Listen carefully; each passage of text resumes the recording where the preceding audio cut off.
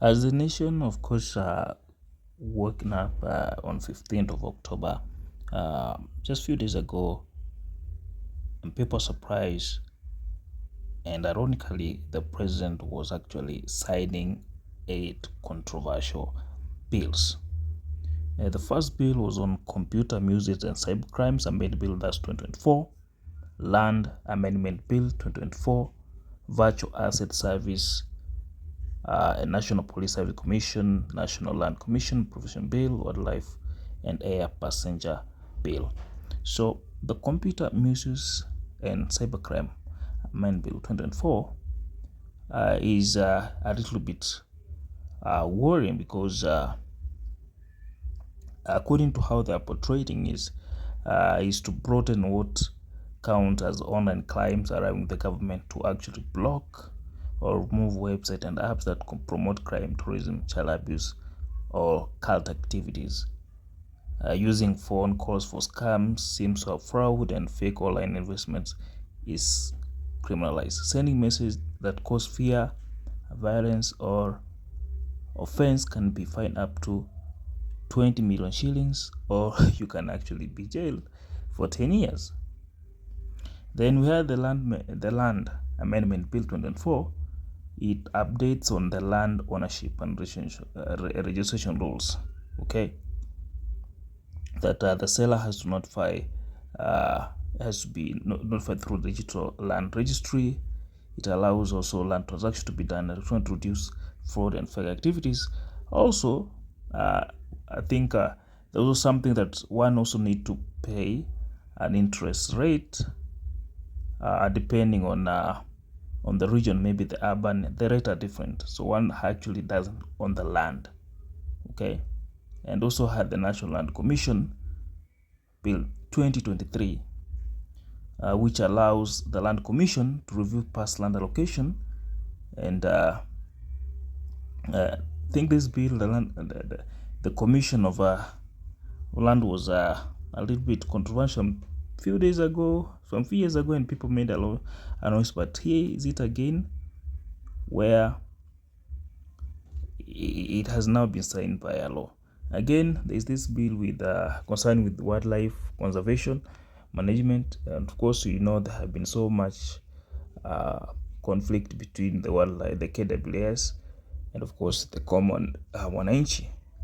So it focuses on wildlife protection and compensation for people affected by animal attacks, and also it also increases for wildlife crimes and what have you. The interest one here again, the air passenger service charge amendment 2025.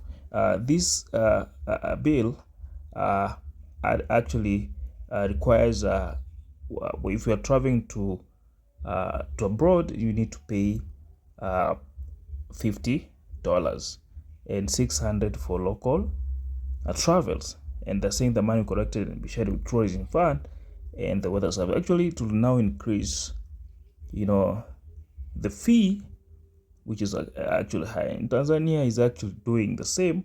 They have actually added the air levy. They call it the air levy. Again, the other bill is on privatization bill. Remember, we have been having issues with the privatization bill, and now the government has it's on that one. So if you want to actually get to understand these bills, that these AI that will help you. So when you come to this site, or just get to your Google account or Chrome, whichever extension that you're using, just type shariaai.com.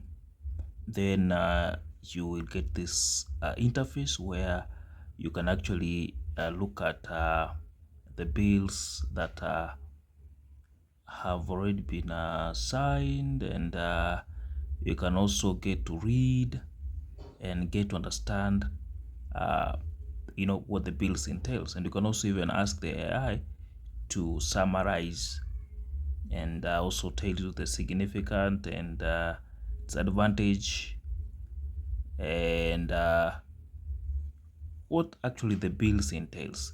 You can even view further the document. So for example, we can just go to the misuse and cybercrime bill where it was, which has been already been signed. You can see it was actually introduced on 19 August, that's 2024.